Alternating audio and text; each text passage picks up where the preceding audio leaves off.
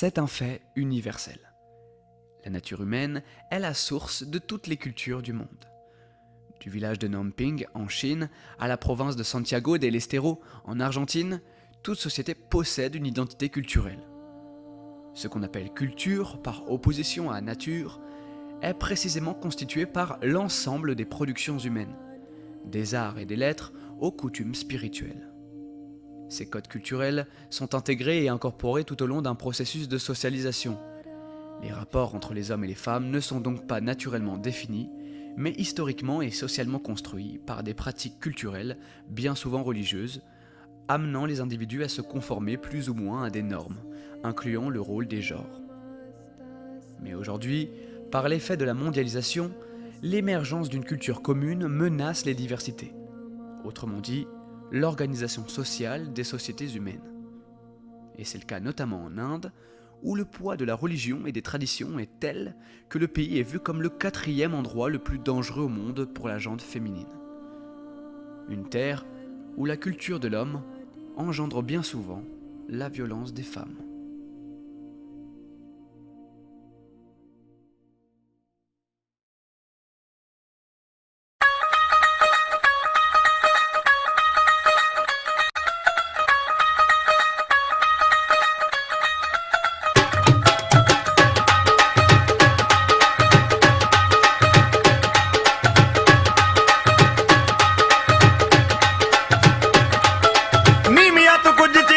ਰੱਖ ਲੈ ਪੱਲੇ ਵਿੱਚ ਮੁਖੜਾ ਲੁਕਾ ਕੇ ਰੱਖ ਲੈ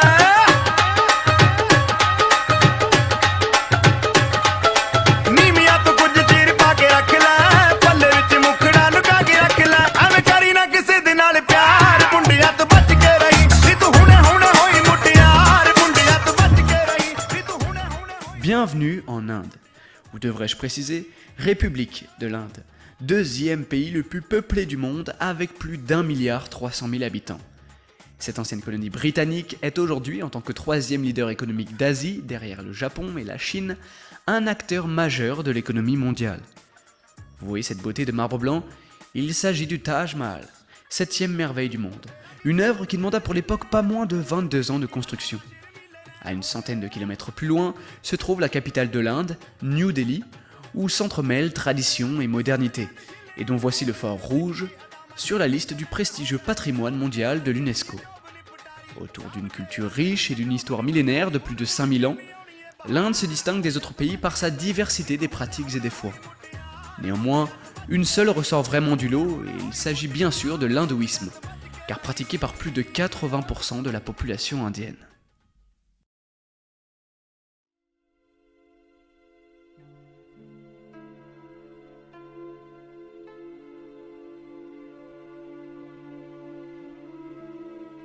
Plus d'être la religion la plus répandue en Inde, et la 3e la plus pratiquée dans le monde, derrière le christianisme et l'islam, l'hindouisme est également la plus vieille de l'humanité. Contrairement aux autres religions, elle n'a pas de fondateur, car en réalité elle est une fusion de croyances et de philosophies diverses, et n'a donc pas un livre sacré mais plusieurs, comme les Védas, un assortiment de chants et de recueils originels. Par conséquent, ses origines restent floues. L'hindouisme serait probablement apparu vers 1500 avant Jésus-Christ avec l'arrivée des peuples indo-européens ou aryens dans le nord de l'Inde et par le mélange culturel de leur religion, le védisme, avec celle de la population locale dite arapéenne, notamment dans la vallée de l'Indou, près de l'actuel Pakistan. A noter que c'est ce même thème aryen, signifiant noble, qui subira un terrible détournement de sens dès le 19e siècle, puis plus tard par l'idéologie nazie. L'hindouisme, c'est une religion qui est dite polythéiste. Elle est pour cela surnommée la religion aux 33 millions de dieux, et parmi eux figure au premier plan la grande trinité hindoue, que sont Brahma, le créateur, Shiva, le destructeur, et Vishnu, le conservateur. Quand ce dernier descend sur Terre, il prend la forme d'avatar, mi-homme, mi-animal.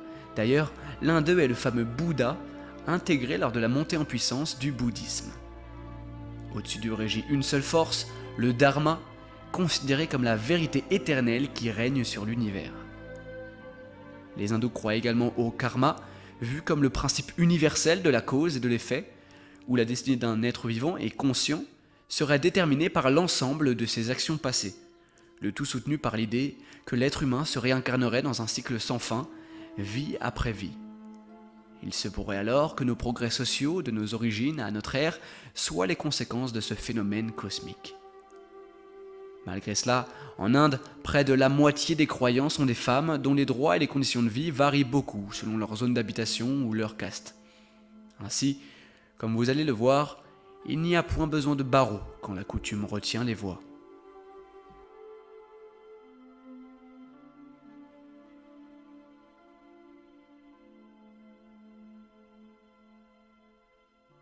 En France, en 2019, les naissances comptaient 104,5 garçons pour 100 filles. On retrouve ce ratio naturel dans la plupart des pays du monde, et si on compte souvent plus de petits gars que de bébés femmes, ce serait dû au fait que les fœtus féminins meurent plus souvent que les fœtus masculins. Quant à la raison de ce phénomène, cela reste plutôt flou.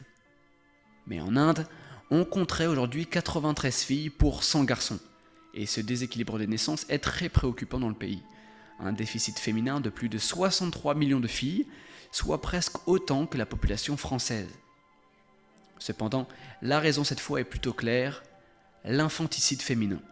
Car avoir une fille là-bas est vécu comme un véritable fardeau et de nombreux parents décident alors de tuer ou d'abandonner leur fille à la naissance. Malgré une croisade politique lancée par le Premier ministre indien Narendra Modi en 2014 contre ce fléau, la cause principale n'y est toujours pas traitée. En effet, cette malédiction de naître fille est due principalement à une vieille coutume, la dot. Ce système intervient au sein d'une pratique commune, le mariage arrangé, où contrairement à chez nous, on se marie et l'amour vient après.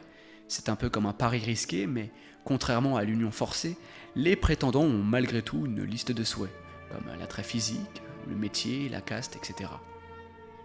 Un pacte est ensuite conclu entre les deux familles, et c'est là que ça se gâte pour la femme.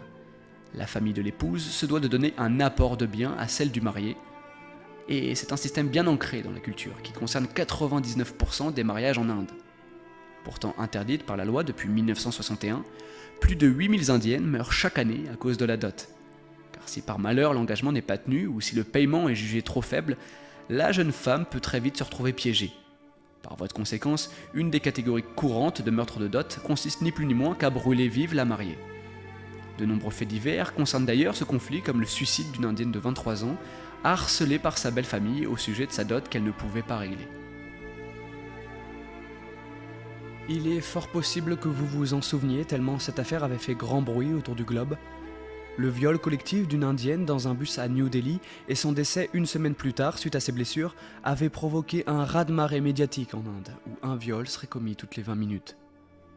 Le monde s'empara alors du problème, accusant entre autres un manque effectif de femmes dans une police composée à 93% d'hommes, ainsi qu'une culture patriarcale bien trop ancrée dans la société indienne.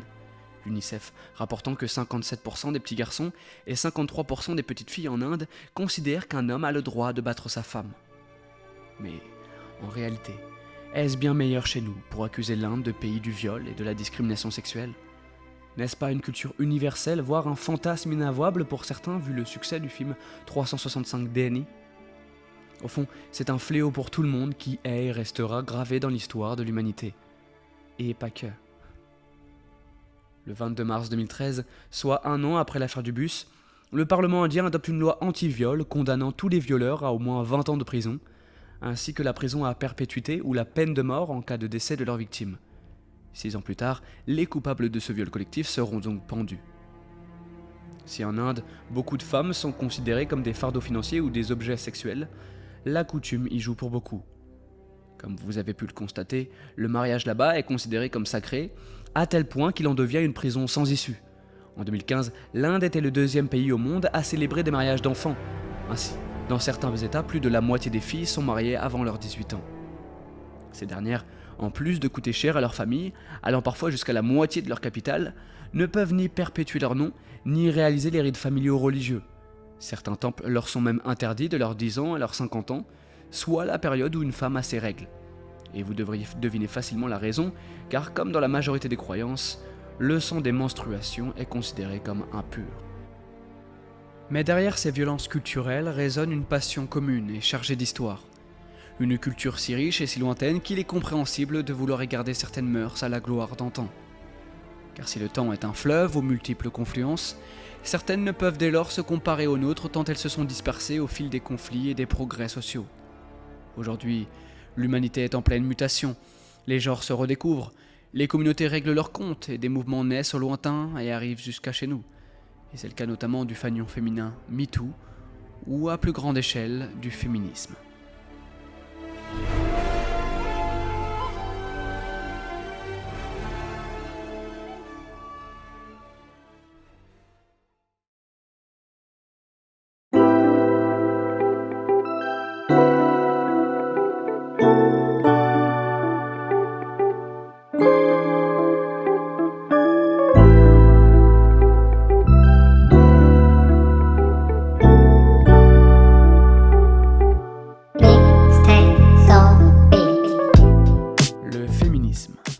Général, il désigne l'égalité entre l'homme et la femme. Pour le coup, je ne vous apprends rien. Cette vision fait théoriquement partie de nous depuis l'aube, mais le premier écrit pour la défense des droits de la femme est publié officiellement en 1792 par la Britannique Mary Wollstonecraft. 80 ans plus tard, la visionnaire Olympe de Gouges écrit la Déclaration des droits de la femme et de la citoyenne. Et depuis, le mouvement résonne partout dans le monde. Au cours du 19e siècle, alors que certains États indiens sont même gouvernés par des femmes, l'Empire britannique des Indes cherche à moderniser les relations entre les sexes, bien en vain. Au début du 20e siècle, alors que les premiers mouvements politiques indiens se mettent en place contre le régime colonial, Gandhi mit en lumière le rôle des femmes sur tous les plans, et des organisations telles que la Fédération nationale des femmes indiennes virent le jour. Ainsi, leur rôle majeur pour l'indépendance du pays jusqu'en 1947 leur permit de gagner une autre bataille, celui de leurs droits civiques inscrits dans la Constitution de l'Inde.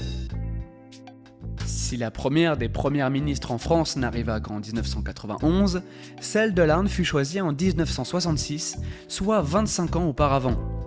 Indira Gandhi était donc la deuxième femme au monde élue démocratiquement à la tête d'un gouvernement. C'est plutôt la classe.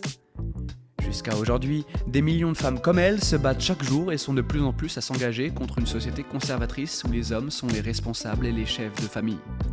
Des lois sont promulguées, comme celle de 2005 sur la protection des femmes contre la violence domestique, des peines sont renforcées contre le harcèlement sexuel, et même si certains problèmes persistent, comme l'inégalité salariale où le taux de travail des femmes est de 25,8% contre 76,4% pour les hommes, le fait que certaines aient un salaire pour aider la famille est un changement social de mieux en mieux perçu.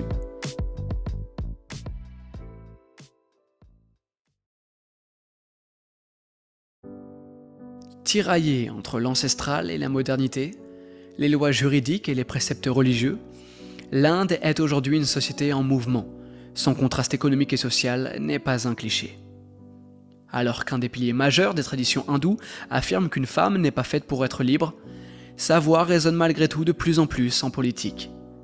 Malheureusement, les codes du statut personnel des communautés religieuses sont encore loin de respecter l'égalité prescrite par la constitution indienne. À l'opposé, et contrairement à nous, occidentaux, l'Inde a déjà passé le cap de la présidence féminine par la nomination de Pratibha Patil. C'est un fait. Plus les femmes auront du poids au sein du pouvoir législatif, plus la culture conservatrice lâchera du lest dans l'organisation sociale des genres. Le souffle de la mondialisation a offert une tribune aux Indiennes pour se faire entendre, et la tempête féministe MeToo a d'ores et déjà soufflé sur le pays. L'Inde est quelque part le reflet de notre esprit. Il s'oppose à lui-même. Tout comme sa constitution, nous sommes faits de valeurs que nous ne respectons plus forcément. Et tout comme sa relève, nous respectons l'exigence de nos coutumes, mais nous ressentons également le besoin d'aller de l'avant. Maintenant, pour nous entendre tous, il faudrait déjà savoir s'écouter. Cessons pour cela de nous confronter et faisons preuve d'un minimum d'humilité, car il n'y a plus d'exemple à suivre, nous sommes l'exemple à suivre. Et il reste bien des causes à défendre dont nous sommes tous intrinsèquement liés, au lieu d'offrir crédit aux égarés à qui l'individualisme profite. Ne rentrez pas non plus dans le jeu médiatique qui accentue nos conflits pour faire gonfler l'audimat, car bien des hommes respectent des femmes et bien des femmes se jouent des hommes. La victimisation est la nouvelle arme efficace car elle attaque sans se montrer coupable. Soyez donc prudents. Un jour, je le crois profondément, nous passerons d'hommes à êtres humains, car il n'y a jamais eu de race mais bien des peuples, et même s'il y a bien deux sexes, l'esprit est bien des genres. Nous sommes une existence aux milliards de variables. Et même si la vision religieuse de la femme en dit long sur son vécu auprès de l'homme, sachez que nous sommes bel et bien le changement.